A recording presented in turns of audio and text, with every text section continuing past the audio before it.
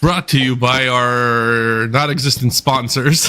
Wow, that's what I was gonna say. You're gonna think like Amazon is sponsoring us. Actually, Amazon, if you do want to sponsor it though, like we're open to chat. Why not, Jeff? We're here. Like we're like, bring us to the yacht and let us pitch the idea. Yeah, we can offer something ultra unique. Let's steer the ship for a while. Show the logistics of it. there you go. Yeah, show you how it's done, buddy. Like, Good morning. Wake up and deliver. Season 2, episode 46. We're grinding down. Last couple weeks. We're this first of December this morning. It's it. Mm-hmm. Fourth quarter. Like we're done. We just wanted to say hi, Merry Christmas, and let's get the show going. On that note, clearly I need the coffee this morning. And here we go. John. Yeah. Are you ready? I'm always ready. Let's go. Boom. Those who need reasons to feel good. I spaced that out wrong. Those who need reasons to feel good never run out of needs. That's fair. You know, I don't know, man. You're like attacking all of the shopaholics out there these days.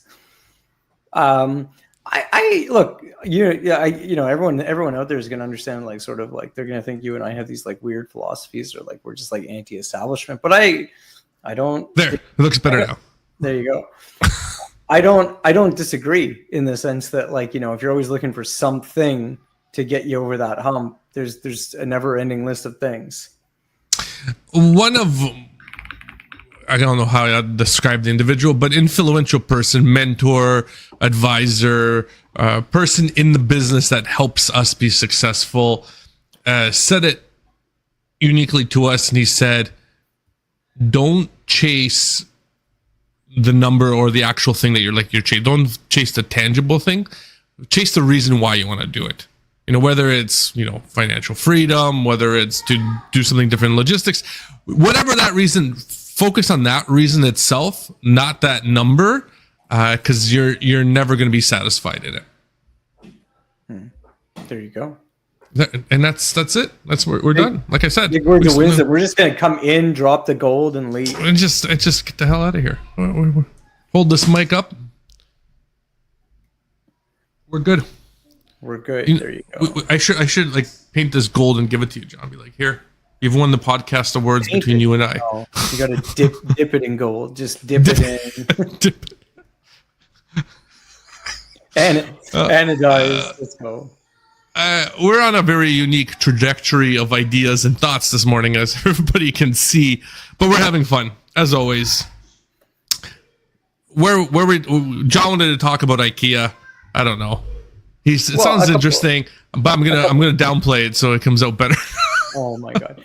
Well, a couple of things. So IKEA, and this is a little bit. So I think probably what's going to happen today, the theme for the morning, is all around sort of like, you know, obviously this Black Friday peak holiday season. I'm sure everybody's seeing lots of posts about, oh, look at all the activity, how busy it is, like all of these Cyber Monday craziness, everything is going bonkers.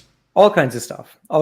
So look, people are busy. I'm sure there's stuff going on. Don't get me wrong. There's always a peak. How busy? And the thing that I find very interesting, and I always say this when it comes to, like, you know, sort of people wondering like how good their improvement is, or if they would have been better doing something else. And it's like, you never get to live in parallel. So you don't really know if it should have been better. You just know what it is. Maybe you're comparing it to last year, but just because it's better than last year or a little bit busier than last year doesn't necessarily mean that your season is going to be all that great. And it doesn't mean that you didn't just hit the best part of your year and everything's going to go downhill. I know that sounds kind of morbid to start the week and start the day, but I think it's really important for people to not get like take their eye off the reality ball. I'll give it, I think, a more practical example. And I'll go back, because you and I tend to go back to this, to the Future Shop days. You knew it was busy when you had a lineup out the door of your store from the night before for hours, because that product was in and you needed to get it. I haven't seen any news channels in a while showing some crazy Black Friday, big toy of the event. It just arrived inside. None of that has hit. Nobody's going, oh my God, Amazon's out of the new, what is it? I got to ask, Kabooboo, Baboo, Labooboo.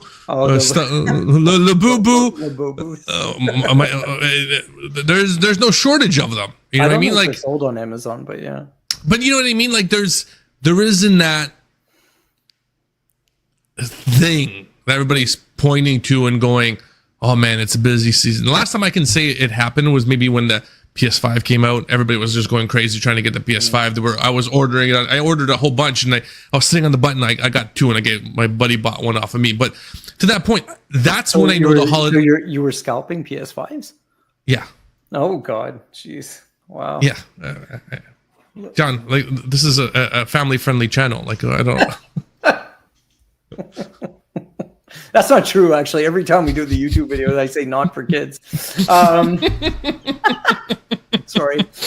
But I agree with you. To your point, funny enough, the other night, I saw a post about Best Buy in the US, and this must have actually been around the tail of when you and I were there. So for those of you who don't know, we brought it up before, Matt and I actually worked at Future Shop / Best Buy right around the same time, but at different stores. In the same city. In the same city. But yeah, because as soon as I saw the pictures of that, I'm like, oh man, I'm 90% sure I remember a morning meeting where the store manager showed us this. Because to your point, there was people in tents all down the side of the store. Like they'd been there since 8, 9 p.m. the night before because they had to have their stuff. And 2025, the person posting is like, this never happens anymore, which is true. I don't know if that's a good or a bad thing per se, because that was always wild. I still remember, you remember Boxing Days when they would have us all at the front door and it would just open and be like those. It was pandemonium. There'd be people. You'd be like, what do you want? What do you want? What do you want? We get them all. You want a camera? You'd be going crazy. Yeah. And you'd be up there at 6 a.m, and you'd be the sheer adrenaline and you'd make killer money in sales. Yeah. It was always good. Doesn't happen. It doesn't. And funny enough, because I posted the other day, I think Friday, maybe Saturday, I don't remember, but I posted something about Black Friday sales and how year over year, kind of the spending, it was up, but it was kind of flat. And then the big caveat was that a lot of those dollars are shifting from in person and in store to online, right? And someone was like, oh, I don't know, Shopify and Adobe something reported the biggest the biggest sales, and I'm like, yeah, okay, they might have. Shopify can be growing, and Shopify could have their biggest Black Friday ever, because it could be it's relative to them. I mean, they're always onboarding new people every year that they pick up more merchants. In theory, they're going to have a bigger sales day than the year before because they've grown. All they talk about is their sort of growth quarter over quarter. Or they push all their contracts for that day to make it look better. Oh, you saw that news too, eh? About the salespeople that were lying about their.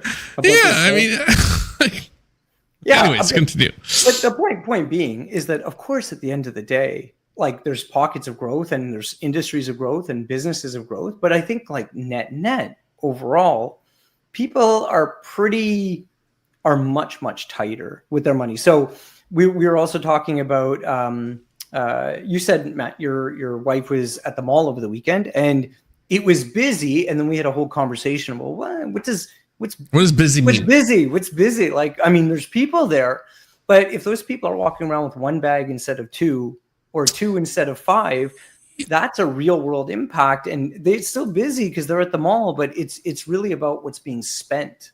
And I'll give another real world example. I was talking to a friend and we were talking about this. He's and he's in transportation. And he was trying to convince me that it's a lot busier right now in trucking. And he goes, it's over the hump. We're getting busy. I'm like, no, it's not. I'm like, when did you go to the mall recently? He goes, yeah, I went my Christmas day shopping. I'm like, okay, how much did you spend? And he said something like a big number. I thought it was pretty big. He was like $4,000. I'm like, holy crap. I'm like, how much did you spend last year? He goes, oh, I'm down a lot from last year. I'm like, oh, okay. What'd you spend last year? He goes, I spent close to $10,000 last year.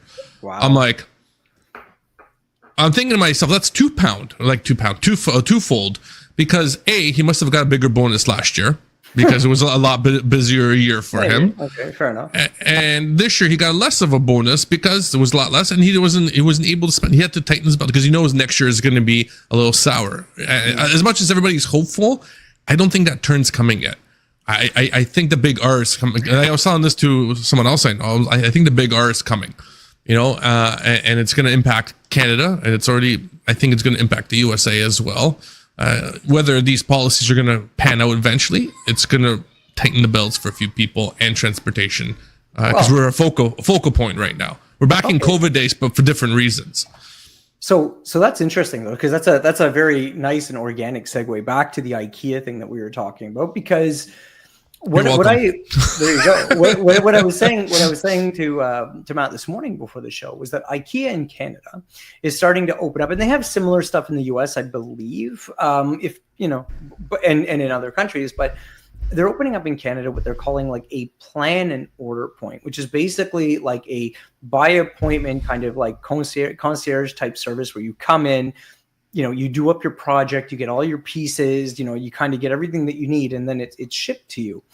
And what I found interesting about that was a couple of things. One, obviously, the bigger retailers that now have done, decades of sort of brand building and brand awareness, and that, have really ingrained and entrenched their products within society, are starting to realize like, pushing more inventory everywhere just to have it somewhere so that someone can maybe look at it and maybe grab it is maybe not the only opportunity when it comes to profitability, right? I don't want to have to always open up another store. I don't want to always have to open up a new market, because at some point there's like diminishing returns. Like IKEA is a great example of like, they set up their stores very strategically per city. They don't oversaturate cities at all. Some cities might only have one, or there's one that serves sort of a larger city and a subset of smaller ones.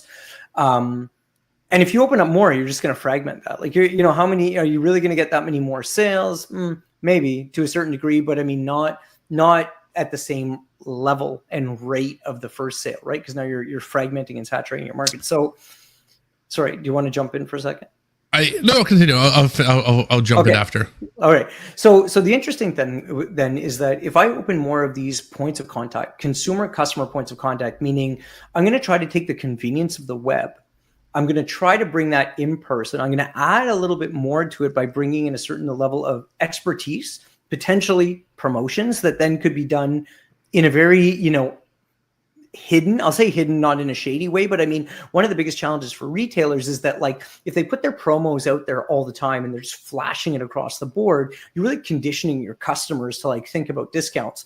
If someone's sitting down in a one-to-one meeting, and appliance sales is very much like this, you feel all of a sudden, ooh, that salesperson is doing something for me. Ooh, I got this particular opportunity. And the reality is it may be a legitimate deal, or it may be kind of nonsense, or it could be a really great deal. But they don't have to advertise it to everybody. My buddy did his whole kitchen in IKEA, and some of the pricing that they gave him, like they won't even admit, like when I went back in to ask them about some stuff, they wouldn't even admit that they did it. No, like, you know what I mean? Your friend's lying. He would have never got that price. That never happens. Yeah, exactly. But it's he showed me the invoice, and you see the stuff discounted right off. So the interesting thing is, again, going back to the days that when I used to sell appliances at Feeder Shop, we used to bundle it. You bundled it together, and then you couldn't see what the individual price was. So I said, I'll give you all these 6 appliances. Let's call it $8,000. In reality, it could have been like 14 grand, but you don't know which one I discounted. You don't know where I dropped the price. I bundled it together, and I was able to do that, right? But 2 things, because I'm gonna segue to another thing. All right. The cool thing I'd like to see to happen in the next little bit, because I'm a big make it again. We sound anti-establishment. We're not. I like the convenience of my own home. I'd like to see it where I have either the Facebook glasses or some kind of virtual reality, or even my phone. And I'm able to put the IKEA furniture in my house virtually and be able to like, oh, that fits nicely based off the measurements. That stuff's coming. Like that's for sure coming. I know, but I'm trying to bring it. I'm trying to bring it first to our audience here. I'm surprised they haven't actually done a little bit more of the Pokemon Go kind of aspect. Yeah, exactly. Like just on the phone with the camera, but the VR stuff I'm sure is coming where it'll be much more. Well, like not even less VR, but like more like the Facebook glasses, the smart glasses. I think would be a fantastic way, because the VR, like, you're very bulky, you can't really see, but the glasses you can see through them and you can project the notion in front of you. And then I had another idea, but I forget what it was now, because we were talking about it. We were talking about it beforehand as well. But I'll let you kind of jump in so I can get my train of thought back. Yeah. So Mike can pick it up. But point being with the IKEA thing was that we're saying, like, okay, so it seems busy, things seem busy, but here, what starts happening to transportation? What starts happening to warehousing? What starts happening to all of this last mile activity type stuff when they're like, I don't need to put my inventory everywhere. I'm going to keep it consolidated. I'm going to wait till I have that revenue generating transaction before I actually pick up more cost. You know what I mean?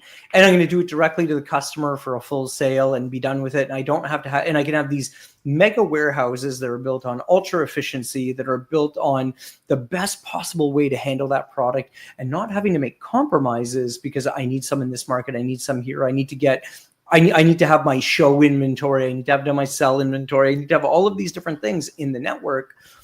I think it's going to be really interesting. And the comment that I made, and we'll put this out there for you guys, drop it in the comments and share your thoughts. But that type of customer engagement, that opportunity of control and convenience only is available to large brands.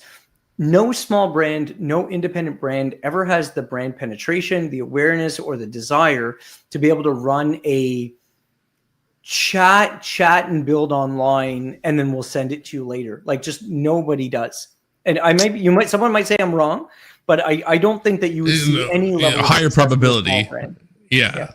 Well, I'd like to, and this is not what I was going to say, but what I'd like to see, and then probably what will happen, because this is the way the things seem to be shaping out, is AI. And once you personalize the AI to yourself, it knows where you're going to be wanting to buy. So it's going to start looking for that product well ahead and start doing that one-on-one interaction for you, so you can take away a lot of that legway and it can be able to tell, because they've already used the Wi-Fi signal from your modems for AI to be able to detect how big your spaces are in your rooms and how everything is set up in your room. It's not that much further to then be able to be like, hey, I can tell, because it's a smart appliance, your toaster's about to go. These 3 toasters will be better. They work better with me. They're going to be far better to be equipped in your house based off of your aesthetics and everything like that. And you're going to be like, yeah, it takes that thought away from me. It's like those people, I myself don't like to pick out clothes all the time. And once in a while when you're going out, you like to pick them up. But for the most part, like, I don't want to think about what I'm going to wear. Let that go away. We're going to start taking away, I think there's a lot of those simple tasks away as well. Yeah, and it's going to help logistics in that way, because it's going to be premeditated. It's going to push certain ideas forward, so it knows ahead of time how much allocation of. Because you don't know what John likes at this point. Like, you don't know what he's going to be like me. Flip of a switch. All of a sudden, I'm going to return this goddamn wire, and I'm going to go a different one. You know what I mean? But if I had something else building it for me, and knew the solution I wanted, and say these are the 3 things that you are going to need. Go to Best Buy, it's going to be waiting for you to pick up, or it's going to be delivered to your house tomorrow. You choose. Boom. Yeah, I don't disagree, and I think people will clamor for that type of convenience. The funny thing is that I think, though, for anyone to believe that it's going to be completely agnostic is exceptionally naive. Because the thing is that, like, you just go on any website, any marketplace. It doesn't take long before you see the ads, you see the sponsored stuff, blah, blah, blah, whatever. Someone posted, like, ooh, I heard a rumor ChatGPT is going to start putting ads on their website. Like, absolutely not. None of these AI guys are going to put, stupid flashing banners on their website. Why? Because the real gold and the real money is by embedding the ad into the response. That's where the real money is. So, and I said that, I was like, no, I said that yesterday. I'm like, no, there's no chance you're going to see ads on those sites, because that's that's like having a Ferrari and, like, pretending that it's like just going up to the Chevette show or something like that. Just, there's no point to go back that way. Like, there's no value. So anyways, I think that, that kind of stuff about, you know, the suggested marketing and like, you know, oh, this is convenient and whatever. I mean, it's already so bad. And I know we've talked about this before, but Meta is the absolute worst right now. Like, I was looking at stuff over the weekend and I made a post about this Amazon thing. I think I told you about it.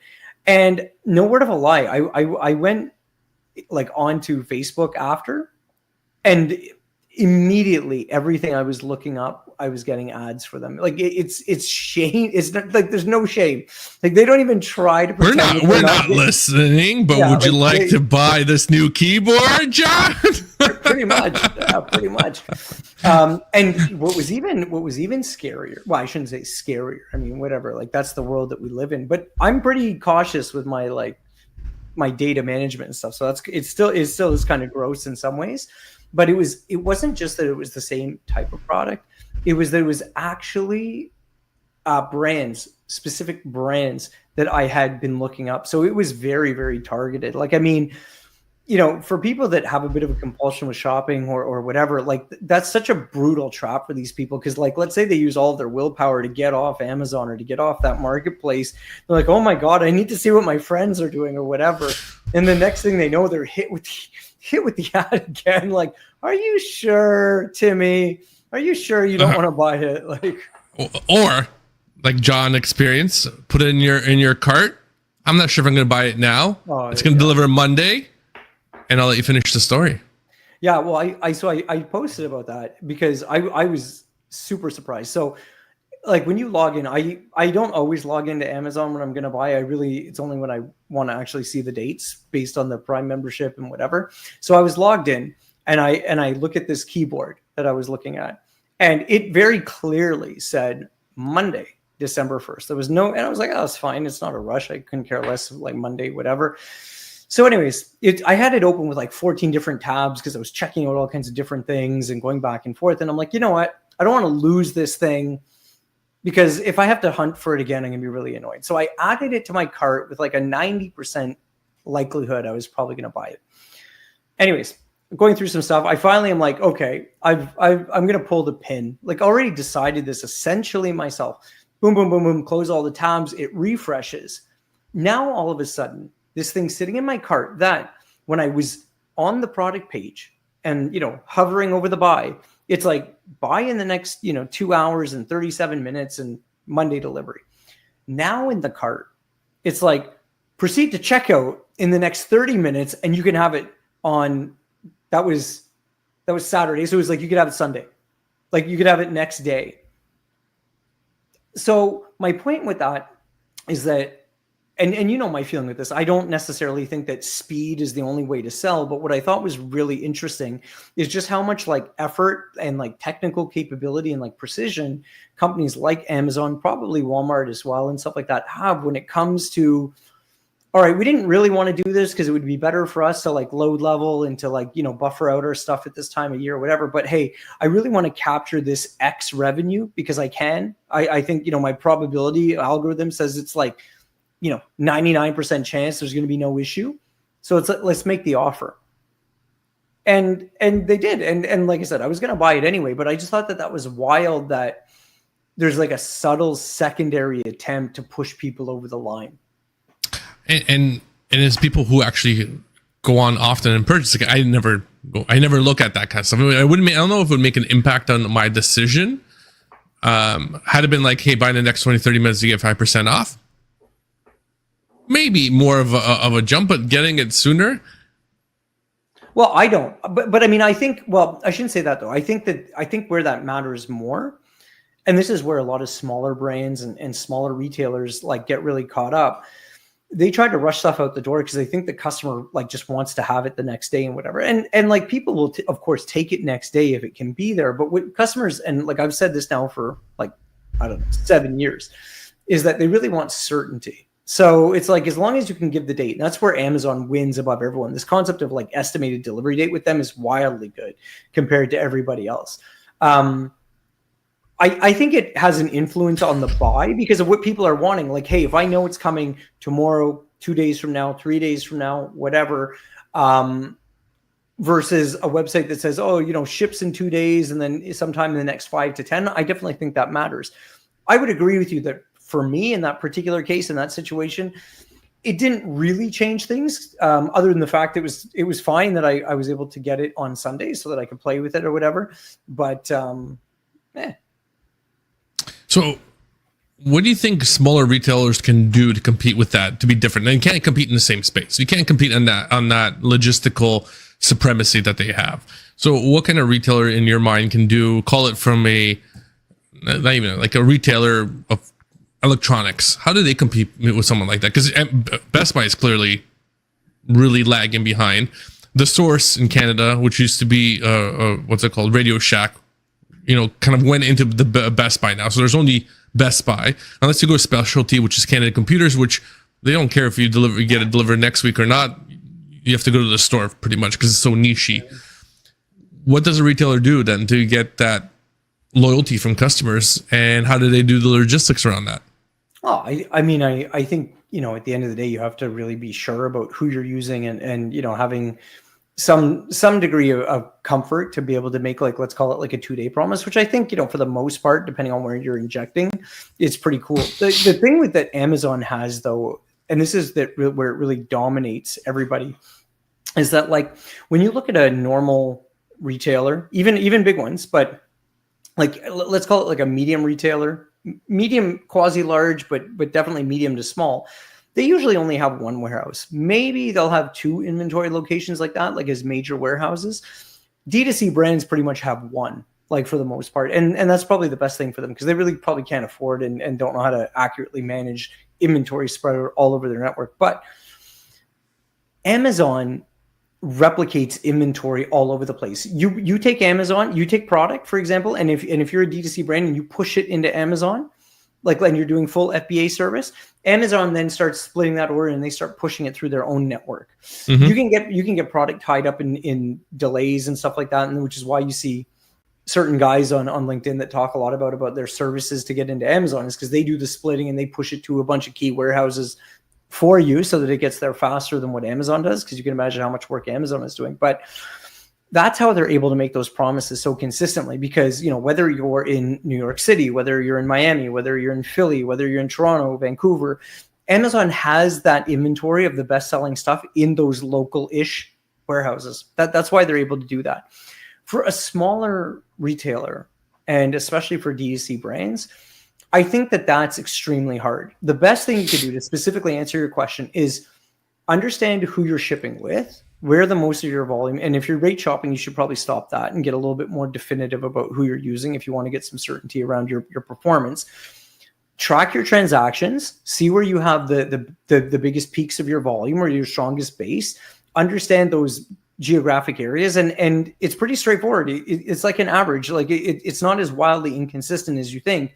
You could easily say, hey, if I'm shipping from Montreal, I generally know how long it takes for packages to get to Toronto. If I'm shipping from Montreal, I generally know how long it takes for it to get to New York City. Like, you start seeing it when you have a base of volume, and if you know that it's 2 days, if you know it's 3 days or 4 days, start pushing that message that, like, when someone's in there, because you should be seeing their location, so to speak, or at least getting a rough idea of their location from their IP address when they connect to your site.